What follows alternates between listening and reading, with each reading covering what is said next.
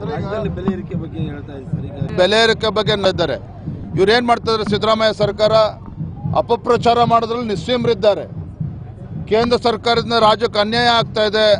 Petrol ಮೇಲೆ 2 ರೂಪಾಯಿ ಜಾಸ್ತಿ ಮಾಡಿದ್ರು, ಗ್ಯಾಸ್ ಸಿಲಿಂಡರ್ ಮೇಲೆ 50 ರೂಪಾಯಿ ಜಾಸ್ತಿ ಮಾಡಿದ್ರು ಅಂತೇಳಿ ಬೊಬ್ಬೆ ಹೊಡಿತಾ ಇದ್ದಾರೆ. ಆದರೆ ಇದೇ ಸಿದ್ದರಾಮಯ್ಯವ್ರಿಗೆ ಗೊತ್ತಿರಬೇಕು, ಪೆಟ್ರೋಲ್ ಡೀಸೆಲ್ ಮೇಲೆ 2 ರೂಪಾಯಿ ಜಾಸ್ತಿ ಮಾಡಿದ್ದಾರೆ ಕೇಂದ್ರ ಸರ್ಕಾರ.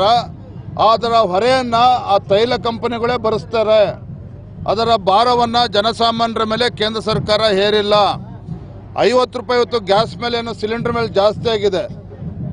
ಇದೇ ಕಳೆದ ಮಾರ್ಚ್ನಲ್ಲಿ 2023ರ ಮಾರ್ಚ್ನಲ್ಲಿ ಒಂದು ಸಿಲಿಂಡರ್ಗೆ 1107 ರೂಪಾಯಿ ಇತ್ತು. ಇವತ್ತು 800 ರೂಪಾಯಿಗೆ ಇಳಿಸಿದ್ದಾರೆ. ಜನಸಾಮಾನ್ಯರಿಗೆ ಹೊರೆ ಆಗಬಾರ್ದು ಅಂತೇಳಿ ಅಂತಾರಾಷ್ಟ್ರೀಯ ಕಚ್ಚಾ ತೈಲದ ಬೆಲೆ ಜಾಸ್ತಿ ಆದಾಗ ಇವತ್ತು ಪೆಟ್ರೋಲ್ ಡೀಸೆಲ್ ಜಾಸ್ತಿ ಆಗುತ್ತೆ.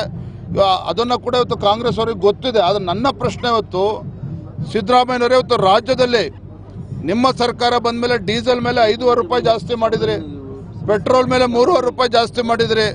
ಆ ಹಣ ಎಲ್ಲೂ ಹೋಗ್ತಾ ಇದೆ? ಅಭಿವೃದ್ಧಿ ಕೆಲಸ ಅಂತೂ ರಾಜ್ಯದಲ್ಲಿ ಏನೂ ನಡೀತಾ ಇಲ್ಲ. ಹಾಗಾದ್ರೆ ಅದರಿಂದ ಬಂದಂತ ಹಣದಿಂದ ಇವತ್ತು ಏನ್ ಮಾಡ್ತಾ ಇದ್ರಿ? ಏನ್ ಅಭಿವೃದ್ಧಿ ಕೆಲಸ ಮಾಡ್ತಾ ಇದ್ರಿ? ಇದು ರಾಜ್ಯದ ಜನ ಪ್ರಶ್ನೆ ಕೇಳ್ತಾ ಇದ್ದಾರೆ.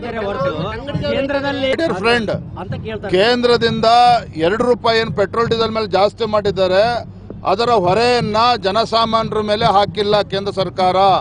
ಅದರ ಹೊರೆಯನ್ನ ಆ ತೈಲ ಕಂಪನಿಗಳೇ ಭರಿಸಬೇಕು ಅನ್ನೋದನ್ನ ಸ್ಪಷ್ಟವಾಗಿ ನರೇಂದ್ರ ಮೋದಿ ಸರ್ಕಾರ ಹೇಳಿದೆ.